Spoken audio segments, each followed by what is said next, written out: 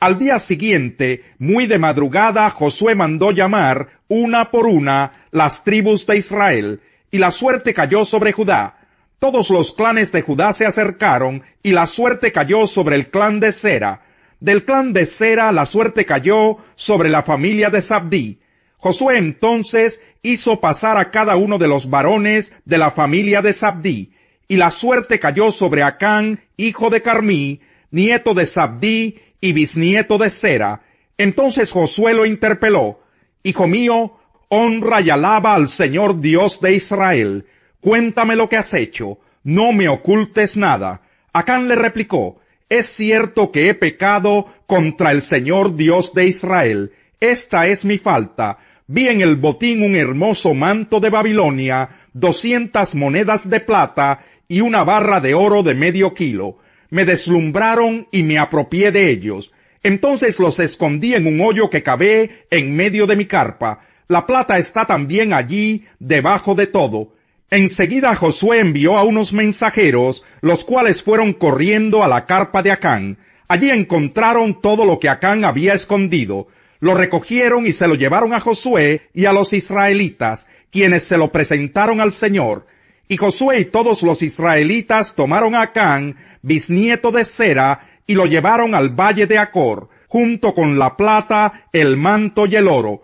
También llevaron a sus hijos, sus hijas, el ganado, su carpa y todas sus posesiones. Cuando llegaron al valle de Acor, Josué exclamó: ¿Por qué has traído esta desgracia sobre nosotros? Que el Señor haga caer sobre ti esa misma desgracia. Entonces todos los israelitas apedrearon a Acán y a los suyos y los quemaron. Luego colocaron sobre ellos un gran montón de piedras que sigue en pie hasta el día de hoy. Por eso aquel lugar se llama Valle de Acor. Así aplacó el Señor el ardor de su ira. Capítulo 8. El Señor exhortó a Josué: No tengas miedo ni te acobardes. Toma contigo a todo el ejército y ataquen la ciudad de Ai. Yo les daré la victoria sobre su rey y su ejército. Se apropiarán de su ciudad y de todo el territorio que la rodea. Tratarás a esta ciudad y a su rey como hiciste con Jericó y con su rey. Sin embargo, podrán quedarse con el botín de guerra y todo el ganado. Prepara una emboscada en la parte posterior de la ciudad. Se levantó Josué junto con su ejército y fueron a pelear contra Ai. Josué escogió 30,000 guerreros y los envió durante la noche con estas órdenes: Ustedes pondrán una emboscada en la parte posterior de la ciudad. No se alejen mucho de ella y manténganse en sus posiciones. Yo me acercaré con mi tropa, y cuando los enemigos salgan a pelear contra nosotros, huiremos como la primera vez. Ellos nos perseguirán pensando que estamos huyendo de nuevo, y así nos alejaremos de la ciudad. Entonces ustedes saldrán de su escondite y se apoderarán de Ai. El Señor les dará la victoria. Cuando hayan capturado la ciudad, quémenla tal como nos lo ordenó el Señor. Estas son mis órdenes. Dicho esto, Josué envió a los guerreros a preparar la emboscada, y ellos se apostaron entre Betel y Ai, al oeste de la ciudad, mientras él por su parte pasaba esa noche con su ejército. Muy de mañana se levantó Josué, pasó revista al ejército, y junto con los jefes de Israel se puso en marcha hacia Ai. Todos los guerreros que iban con Josué llegaron cerca de Ai y acamparon al norte de la ciudad. Solo había un valle entre ellos y la ciudad. Josué envió a 5,000 guerreros a preparar la emboscada, y ellos se escondieron entre Betel y Ai, al oeste de la ciudad. De esa manera una tropa acampó al norte de la ciudad y la otra al oeste. Esa noche Josué avanzó hacia el medio del valle. Cuando el rey de Ai se dio cuenta de lo que pasaba, se apresuró a salir con toda su tropa a pelear contra Israel en la pendiente que está frente al desierto, sin saber que le habían puesto una emboscada en la parte posterior de la ciudad. Josué y su tropa, fingiéndose derrotados, huyeron por el camino que lleva al desierto. Mientras tanto, todos los hombres que estaban en la ciudad recibieron el llamado de perseguir a los israelitas, alejándose así de Ai. No quedó ni un solo hombre en Ai o en Betel que no hubiera salido a perseguir a Israel, de modo que la ciudad de Ai quedó desprotegida. Entonces el Señor le ordenó a Josué: apunta hacia Ai con la jabalina que llevas, pues en tus manos entregaré la ciudad. Y así lo hizo Josué. Al ver esto, los que estaban en la emboscada salieron de inmediato de donde estaban, y entrando en la ciudad, la tomaron y la incendiaron. Cuando los hombres de Ai miraron hacia atrás, vieron que subía de la ciudad una nube de humo. Entonces se dieron cuenta de que no podían huir en ninguna dirección, porque la gente de Josué, que antes huía hacia el desierto, ahora se lanzaba contra sus perseguidores.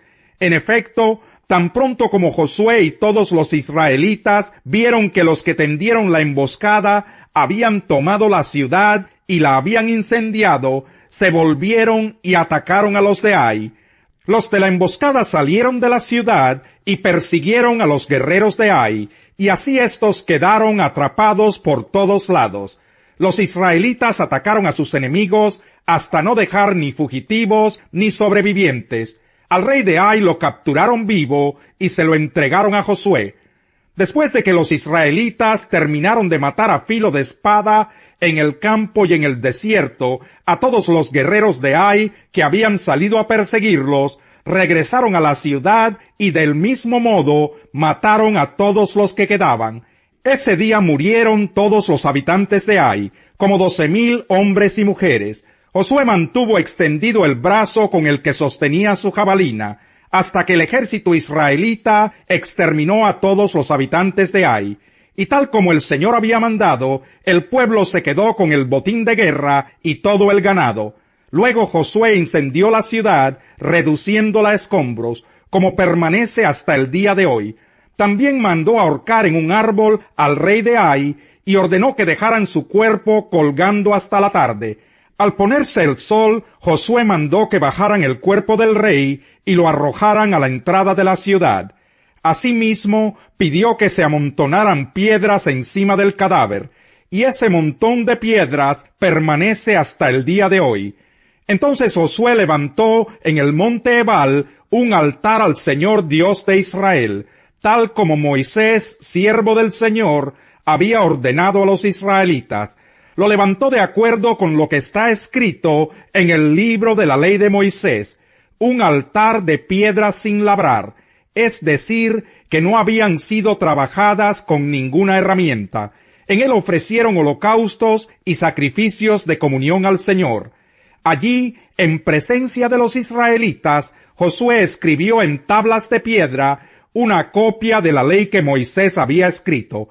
Todos los israelitas, con sus jefes, oficiales y jueces, estaban de pie a ambos lados del arca del pacto, frente a los sacerdotes levitas que la cargaban en hombros. Tanto los israelitas como los inmigrantes tomaron sus posiciones, la mitad de ellos hacia el monte Gerizim y la otra mitad hacia el monte Ebal, tal como Moisés, siervo del Señor, había mandado cuando bendijo por primera vez al pueblo de Israel. Luego Josué leyó todas las palabras de la ley, tanto las bendiciones como las maldiciones, según lo que estaba escrito en el libro de la ley. De esta lectura que hizo Josué ante toda la asamblea de los israelitas, incluyendo a las mujeres, a los niños y a los inmigrantes, no se omitió ninguna palabra de lo ordenado por Moisés. Capítulo 9.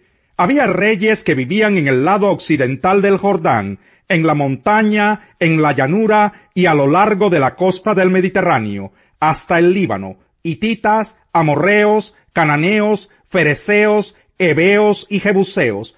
Cuando estos monarcas se enteraron de lo sucedido, se aliaron bajo un solo mando para hacer frente a Josué y a los israelitas. Capítulo 16. Jesús contó otra parábola a sus discípulos.